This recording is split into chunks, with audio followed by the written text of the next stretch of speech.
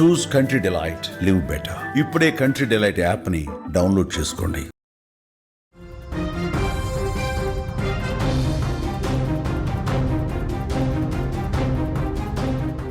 Australia మాజీ player, senior cricketer కోమాలోకి వెళ్ళిపోయారు. ప్రస్తుతం అతని పరిస్థితి చాలా విషమంగా ఉంది. బ్రిస్బేన్ ఆసుపత్రిలో చికిత్స పొందుతున్నాడు అతను మార్టిన్. క్రికెట్లో సంచలనంగా మారినటువంటి మార్టిన్, వరల్డ్ కప్ గెలవడంలో కీలక పాత్ర పోషించినటువంటి మార్టిన్ భారత్ పైన ఫైనల్లో అద్భుతమైనటువంటి బ్యాటింగ్ ప్రదర్శన చేసి చేతి వేలు ఇరిగినా కూడా గ్రీజ్లో నిలబడి అద్భుతమైనటువంటి పోరాటాన్ని చూపించి 2023 వరల్డ్ కప్లో భారత్ పైన ప్రపంచ కప్ గెలవడంలో ఆస్ట్రేలియా కీలక పాత్ర పోషించాడు. మార్టిన్ చాలా కీలకమైనటువంటి మిడిల్ ఆర్డర్ బ్యాట్స్మెన్ ఆస్ట్రేలియా టీంకి అప్పట్లో. అతను ప్రస్తుతం సీరియస్ కండిషన్లో ఉన్నాడు. తన పరిస్థితి విషమంగా ఉంది, కోమాలో ఉన్నాడు. దీంతో క్రికెట్ దిగ్గజాలంతా కూడా ఈ యొక్క వార్త తెలుసుకొని విషాదంలో మునిగిపోయారు. మెనింటైసిస్ సోకడంతో ఆయన కోమాలోకి వెళ్ళినట్టుగా తెలుస్తుంది. అంటే బ్రెయిన్కి సంబంధించినటువంటి వ్యాధి సోకింది తనకి. ప్రస్తుతం తన పరిస్థితి విషమంగా ఉంది. మార్టిన్కి చికిత్స కొనసాగిస్తున్నారు ఆసుపత్రిలో. 2003 వరల్డ్ కప్ ఫైనల్లో హీరోగా నిలిచాడు మార్టిన్.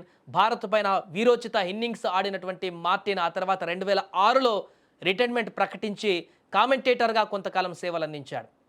అంతేకాకుండా 1999 వరల్డ్ కప్ గెలవడంలో కూడా తన పాత్ర ఉంది. తను కూడా సభ్యుడిగా ఉన్నాడు ఆస్ట్రేలియా టీంలో.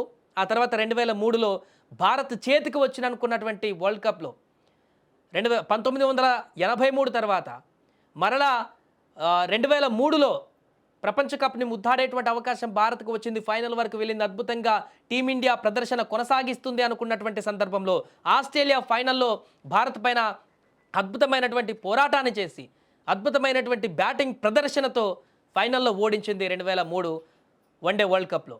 అప్పుడు ఈ యొక్క భారత ఓటమిలో క్రియాశీలకంగా ఉన్నటువంటి వ్యక్తి ఈ మార్టినే. 88 పరుగులు చేశాడు.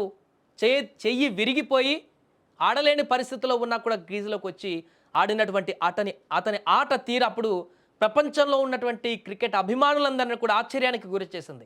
క్రీడాకారులందరినీ కూడా పూర్తిగా ఈ యొక్క అతని ఆట, అతను చూపించినటువంటి ప్రదర్శన అందరికీ ఇన్స్పిరేషన్గా మిగిలింది. ఆ తర్వాత రిటైర్మెంట్ అయిన తర్వాత కూడా కామెంటేటర్గా సేవలు కొనసాగిస్తూ క్రికెట్లో ఒక దిగ్గజ క్రికెటర్గా ఈ యొక్క క్రీడలోనే అతను అనేక సేవలు అందిస్తూ ఉన్నాడు.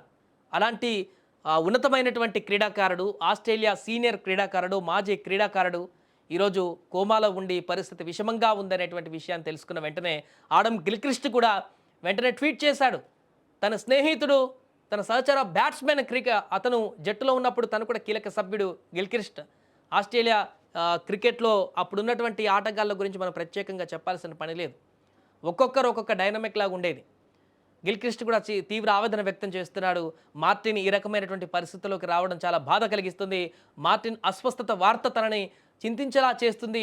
వారి యొక్క కుటుంబ సభ్యులకు మనోధైర్యాన్ని కలిగించాలి. మార్టిన్ త్వరగా కోలుకోవాలంటూ కూడా నేను కోరుకుంటున్నానంటూ కూడా గిల్క్రిస్ట్ కూడా ఈ సందర్భంగా తన యొక్క మెసేజ్ను కూడా వ్యక్తపరిచినటువంటి పరిస్థితి ఉంది. మిగతా క్రీడాకారులందరూ కూడా, సీనియర్ దిగ్గజ క్రీడాకారులందరూ కూడా మార్టిన్ ఆరోగ్య పరిస్థితి తెలుసుకొని ఇప్పుడు చింతిస్తున్నారు. తన త్వరగా కోలుకోవాలి చాలామంది. ఎందుకంటే చాలా చిన్న వయసే మార్టిన్ది కూడా, 54 సంవత్సరాలు అలా ఉన్నాడు అంతే. 53-54 సంవత్సరాలు మాత్రమే ఉన్నాడు.